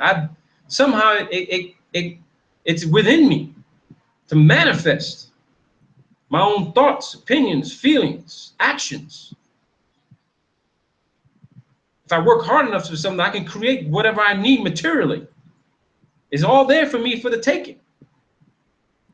It's all there for the taking. If you believe you need to get on your fucking hands and knees to pray and look up in the sky and says, please save me, God, save your fucking self first. Because if you're going to keep waiting, save me, save me, save me, save me, if you're praying and you think about it hard enough, then yeah, you're going to be saved. Somebody ain't going to kick your ass that day because you thought about it really hard. That's fucking quantum science, baby. That's quantum science. They ain't got nothing to do with fucking God. And that whole idea where two or more are gathered in my name, there I shall be amongst you, and whatever you so shall believe shall be. Guess what? Scientists call that shit quantum of consciousness. They did that experiment. Albert Einstein, Henry Lorentz, and 13 other physicists were conducting the same experiment, and they decided, okay, let's see if one of us doesn't believe what the scientific result is going to be from this experiment. Let's see if the result is the same. And they found out through a research paper that when 3 or more of them didn't agree what the outcome results were going to be, the scientific experiment failed. But when they all did agree, it happened exactly the way they believed it was going to happen. So you tell me, how is God being proven? Reading from a book that's out of order. That's like me, Robert. You're a plumber, right? Yep. I asked you to come fix the water heater or something like that, or the plumbing in my house. And you're like, well, hey, do you have the blueprints of where all this shit is located? I'm like, yeah, here they are. And I end up giving you a fucked up copy of it. Are you going to be able to fix my plumbing? It's going to be a difficult job. Yeah, no, it's going to be. It'd be a difficult job. You're going to have to start ripping the fucking walls apart, aren't you? Right? Yep. But that's what I'm trying to that's what I'm trying to say. Is that people are living their lives off of a book that's not even in the right order. The plans weren't drawn up correctly. But you're asking Robert Shortman to come in to say, hey, this is the direction your hot water runs in, this is the direction your cold water runs in. Oh yeah, and by the way, don't turn this fucking switch because it's gonna fuck up everything.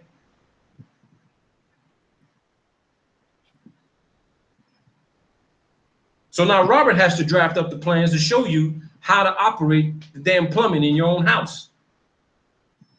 Come on, dude. You don't need no Bible to tell you how to live. Just look inside yourself. You know exactly how to live. If you never read the Bible, never read the Quran or any religious book, you automatically, once you get a certain age, you could have been born in the fucking jungle.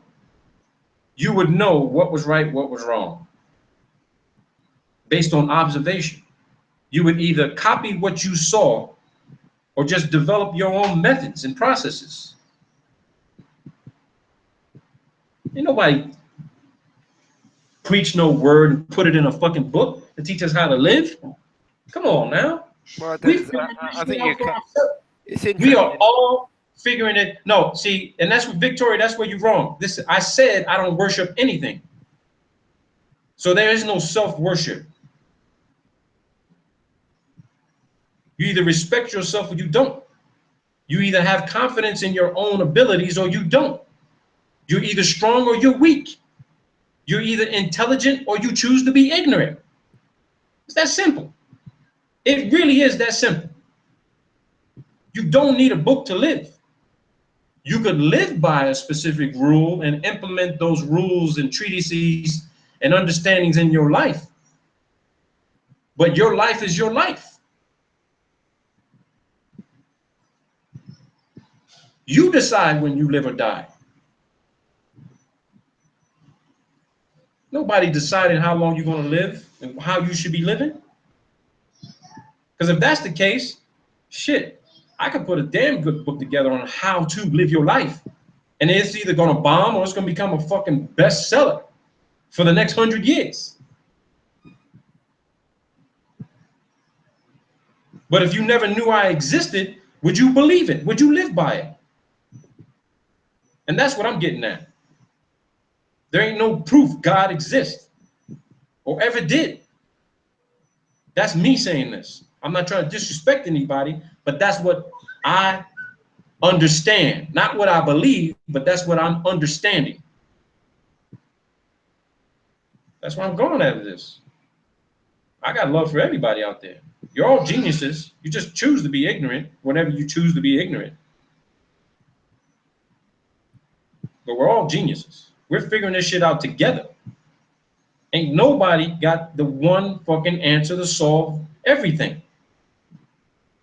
There is one answer, but there's multiple fucking pieces to this puzzle. Maybe Mark Servin's right. Maybe the real reason of the flat earth is because they're hiding God. Well, if that's the case, I hope I don't fucking catch him with a fucking beer can in his fucking hand, laughing his ass off. Oh, sorry. You shouldn't have seen me. It's like the Wizard of Oz, right? You remember in the Wizard of Oz? Everybody thought the Oz was so powerful and so great. I am the Oz. And fucking Toto goes behind the fucking curtain and pulls it back to see this fat dude sitting back there pulling on fucking levers and shit. Come on, man. I hope that's not what God looks like. I hope that's not what God is, because that dude wasn't too smart in The Wizard of Oz. He was an insecure,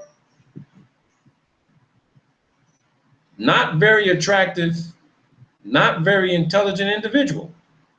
He manipulated people into believing he was all powerful. I think this is a Wizard of Oz situation, man. That's where I'm going with this. So everybody's making comments. I know Victoria mad as hell with me. Satan comes to kill, steal, destroy. He's been very busy. Satan ain't coming to do shit. It's crazy ass unstable people who are off their medication. The devil ain't killing nobody. It's people killing people. They got problems. Never seen the drive from Cali to Nevada online for your land. Sorry, okay. Satanas means in Hebrew the hinderer. Okay. Anybody got any other questions? Because Robert and I are gonna cut this one. Call it a day. We'll probably do one tomorrow. If you probably what, you want to do something on your channel, Robert? I'm not got anything. I think I'm doing one tomorrow actually with Okay. a chap talking about God and Jesus. So yeah, it's on a, all right. So we'll do something. I'll pick up on my channel on Friday then, because you're gonna do something tomorrow, and I'll do something on Friday. Yeah, we'll do that. Alfred Young just called me Satan. He just called me Satan. Shit is funny as hell. Yeah, I tell you what, if there's a devil, he better watch out, because I'm gonna fucking kick his fucking ass, man. Alfred Young says he's unsubscribed to me. I'm so sorry you unsubscribed, dude. It's funny, man. If there is a devil, you better watch out. You better watch out. I'm gonna kick his fucking ass, along with God, if he exists. They both got to sit down and answer some questions for me. Two selfish motherfuckers is what I think they are. The devil and God.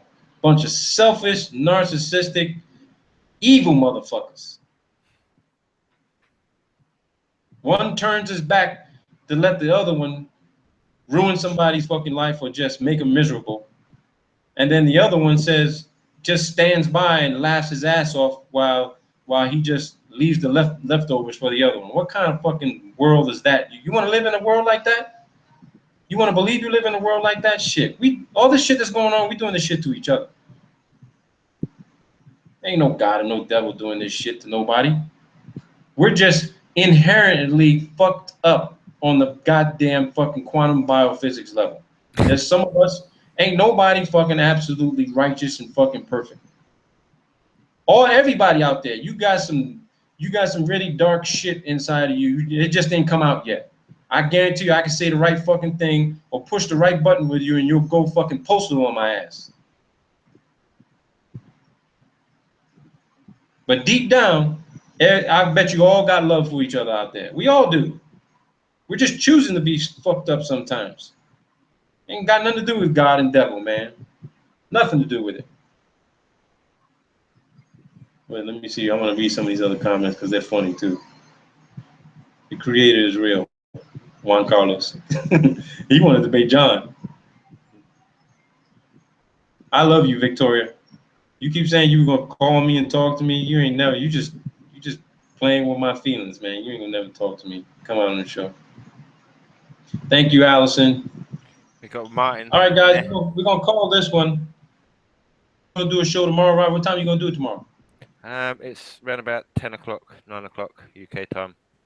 9 o'clock UK time. Yeah, That's Robert I keep it flexible, fire it up when the person gets there. You know what it is, start it early, start it or on time or sometimes late. But yeah, Okay. on tomorrow. All right. And we'll do one on Friday, same time, 3 o'clock. Awesome. We're going to do the second part of Van Allen and the truth about radiation. Cool. You guys take care of yourselves. You know my motto. It's not what you know, it's what you can prove. Take good care of yourself. I got nothing but love for all of you. Peace out, man.